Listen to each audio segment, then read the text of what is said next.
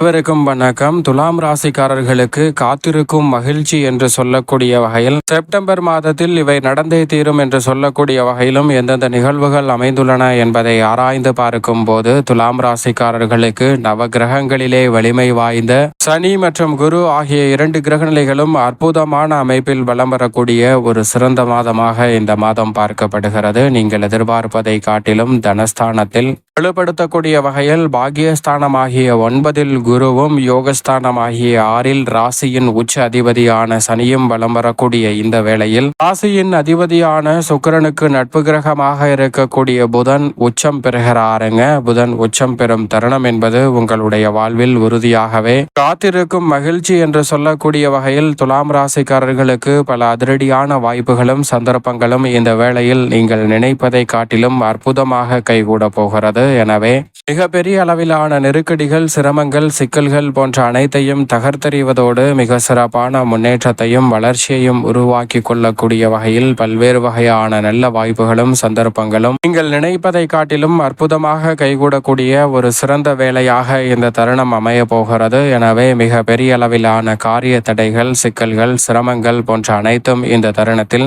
உறுதியாக விலகுவதோடு மிக சிறப்பான வளர்ச்சியையும் முன்னேற்றத்தையும் சந்திக்கக்கூடிய வகையில் அடுத்தடுத்து பல நல்ல வாய்ப்புகளை இந்த தருணத்தில் சந்திக்கக்கூடிய முதன்மையான வாய்ப்பும் சந்தர்ப்பமும் உறுதியாகவே உங்களை தேடி வருகிறது. எனவே மிக சிறப்பான வளர்ச்சியையும் முன்னேற்றத்தையும் சந்திக்கக்கூடிய வகையில் பல அற்புதமான வாய்ப்புகள் உங்களை தேடி வரும் இனிமையான தருணமாக இந்த வேலை அமைய போகிறது. சரியாக பயன்படுத்தி கொண்டால் துலாம் ராசிக்காரர்களுடைய வாழ்வில் காத்திருக்கும் மகிழ்ச்சி என்று சொல்லக்கூடிய வகையில் பல நிகழ்வுகள் அற்புதமாக கைகூட போகிறது. உதாரணமாக ஒரு கதை ஒன்றை பார்க்கலாம். ஒரு 5 நபர்கள் இருக்கிறார்கள். அந்த 5 நபர்களும் இறைவனை நோக்கி மிகவும் கடுமையாக தவம் இருக்க ஆரம்பிக்கிறார்கள். அப்படி கடுமையாக தவம் இருப்பது சுமார் 20 ஆண்டுகளாக இறைவனை நோக்கி மிகவும் கடுமையாக தவம் இருக்கிறார்கள். அப்போது இறைவன் அவர்களுடைய தவத்தை கண்டு மிக மகிழ்ச்சி அடைகிறார். மகிழ்ச்சி அடைந்தது மட்டுமல்லாது அவர்களுக்கு வரத்தை கொடுப்பதற்காக அவர்கள் முன்னே தோன்றுகிறாருங்க. அப்படி அவர்கள் முன்னே தோன்றக்கூடிய இறைவன் வரம் கொடுப்பதற்கு நீங்கள் கேட்கக்கூடிய வரம் எதுவாக இருந்தாலும் கொடுக்கிறேன் என்று வாக்கு கொடுக்கிறார். ஆனால் அதே வேளையில் சில கட்டுப்பாடுகளையும் கூறுகிறாருங்க.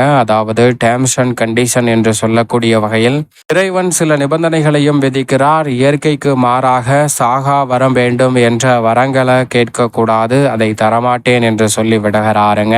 அது மட்டுமல்லாது தினமும் ஓயாமல் வந்து என்னை பார்க்க வேண்டும் என்று சொல்லக்கூடாது. எனக்கு நிறைய வேலை இருக்கிறது, கோடான கோடி பக்தர்கள் இருக்கிறார்கள், அனைவரையும் நான் பார்க்க வேண்டும். அதனால் உங்களுக்கு இந்த ஒரு முறை மட்டும்தான் காட்சியளிப்பேன். உங்களுக்கு என்ன வரம் வேண்டுமோ அதை கேட்டு பெற்றுக்கொள்ளுங்கள் என்று அவர் குறிப்பிடுகிறாருங்க. அதை கேட்டு மகிழ்ச்சி அடைந்த அந்த நபரில் முதல் நபர் வருகிறார். அவர் மிக பெரிய லிஸ்ட் ஒன்றை எடுத்து விடுகிறாருங்க. வீடு, காரு, சொத்து, சுகம் என பல விஷயங்களை அதில் குறிப்பிட்டிருக்கிறார். அவை அனைத்தும் மனிதனுடைய யதார்த்தமான ஆசை என்பதை உணர்ந்து கொண்ட இறைவன் அவை அனைத்தும் உனக்கு கிடைக்கட்டும் என்று சொல்லிவிடுகிறார். அவன் இந்த உலகிலேயே மிக பெரிய அளவிலான வீடு, செல்வ செழிப்பு என என்னுடைய வாழ்க்கையில் செட்டில் ஆகிறான். 2ஆம் நபர் ஒருவன் வருகிறான். அவன் உலகிலேயே தலை சிறந்த அழகாக இருக்கக்கூடிய பெண் எனக்கு மனைவியாக வர வேண்டும், அவளிடம் நிறைய சொத்துக்கள் இருக்க வேண்டும் என்று கேட்கிறான். அதற்கும் இறைவன் அப்படியே ஆகட்டும் என்று அவனுக்கு உலகிலேயே மிக அழகாக இருக்கக்கூடிய பெண்ணை மனைவியாக கொடுக்கிறாருங்க. அடுத்தபடியாக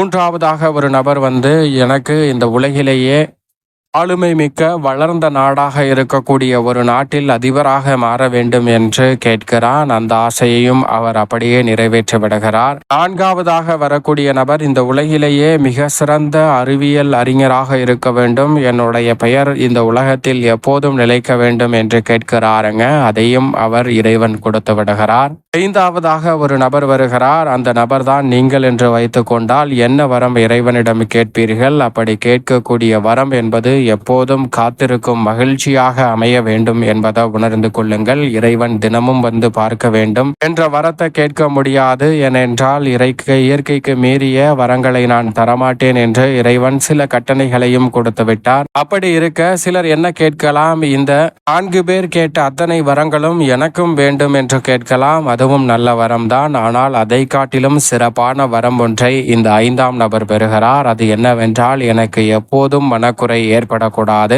மனக்குறை ஏற்பட்டவுடன் அவை நிவர்த்தி செய்யக்கூடிய வகையில் பல மகிழ்ச்சி எனக்கு கிடைக்க வேண்டும், மனக்குறை நீங்க வேண்டும் என்ற ஒரு வரத்தை கேட்கிறார். அதை கேட்டவுடன் இறைவனும் உனக்கு அப்படியே ஆகட்டும் என்று சொல்லிவிட்டு அந்த வரத்தை கொடுத்து விட்டு செல்கிறாருங்க.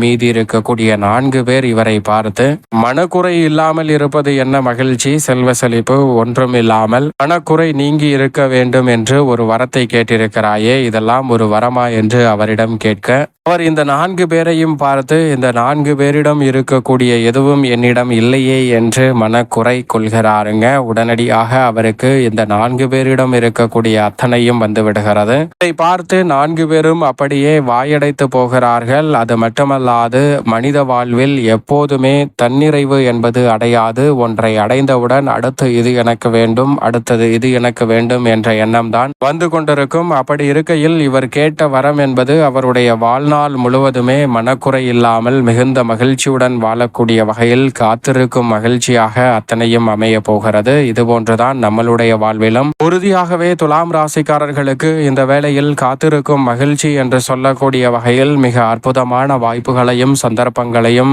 இறைவன் உருவாக்கி கொடுக்கிறார். அதை உறுதிப்படுத்தக்கூடிய அமைப்பில் கிரகநிலைகளும் பலம் வருகின்றன. சரியாக பயன்படுத்தி கொண்டால் நீங்கள் எதிர்பார்ப்பதை காட்டிலும் மிக பெரிய அளவிலான வளர்ச்சியும் முன்னேற்ற வாய்ப்பும் அற்புதமாக உங்களை தேடி வருவதற்கான முதன்மையான யோகம் துலாம் ராசிக்காரர்களாகிய உங்களுக்கு கிடைக்கும் என்பதில் சந்தேகமே இல்லை.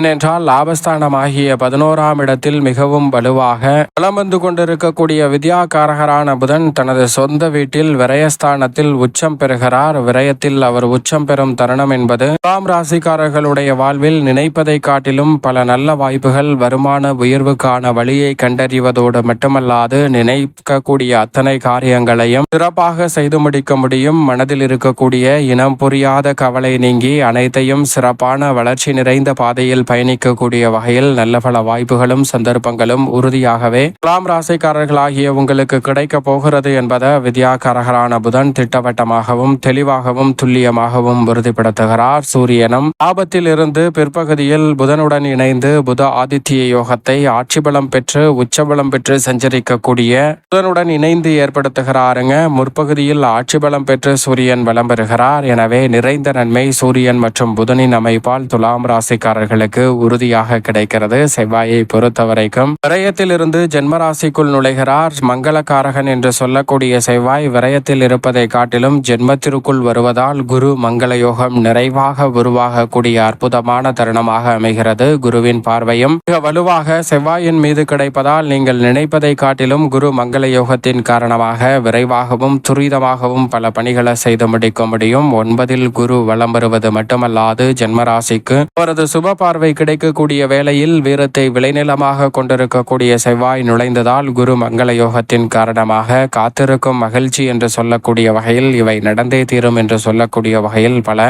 நன்மை நிறைந்த வாய்ப்புகளும் சுப நிகழ்வுகளும் உறுதியாகவே துலாம் ராசிக்காரர்களாகிய உங்களுடைய வாழ்வில் இனிமையாக கைகூட போகிறது. சரியாக பயன்படுத்திக் கொள்ளுங்கள். குரு பகவானும் மிக வலுவாக 9ஆம் இடத்தில் வலம் பெறுவதால் நினைப்பதை காட்டிலும் பல வகையில் எளிதில் பல வெற்றி வாய்ப்புகள் உங்களை தேடி வரப்போகிறது. எனவே காத்திருக்கும் மகிழ்ச்சி என்று சொல்லக்கூடிய வகையில் பல நன்மை நிறைந்த வாய்ப்புகள் உறுதியாகவே துலாம் ராசிக்காரர்களுக்கு எளிதில் கிட்டும். ராசியின் நாதராக இருக்கக்கூடிய சுக்கிரன் கர்மஸ்தானத்தில் இருந்து லாபஸ்தானமாகிய 11ஆம் இடத்திற்குள் நுழைந்து வலம் பெறப் போகிறார். லாபத்திற்கு ராசியின் நாதர் வலம் பெறுவதால் பணப்புழக்கம் நன்றாக அதிகரிக்கும். இந்த தருணத்தில் மனதளவில் நினைத்த காரியங்களை மறுகணமே செய்து முடித்து மகிழ்ச்சி பெறக்கூடிய வகையில் நல்ல வாய்ப்புகள் காத்திருக்கும் மகிழ்ச்சியாக அமைய போகிறது. இந்த தருணத்தில் புதிய வாய்ப்புகளை மிகப்பெரிய அளவில் வெற்றிகரமாக மாற்றிக்கொள்ளக்கூடிய சந்தர்ப்பம் நிச்சயமாக துலாம் ராசிக்காரர்களுக்கு உண்டு என்பதை ராசியின் ஆதரான சுக்கிரன் உறுதிப்படுத்தி கொடுக்கிறார். அதோடு மட்டுமல்லாது மிக வலுவாக யோகஸ்தானத்தில் சனி வலம் வருவதால் தொழில் வியாபாரம் உத்தியோக ரீதியாக மிக சிறப்பான வளர்ச்சியையும் முன்னேற்ற வாய்ப்பையும் இந்த தருணத்தில் சந்திக்க முடியும். நீங்கள் நினைப்பதை காட்டிலும் எளிதில் வெற்றி வாய்ப்புகள் உங்களை தேடி வருகிறது.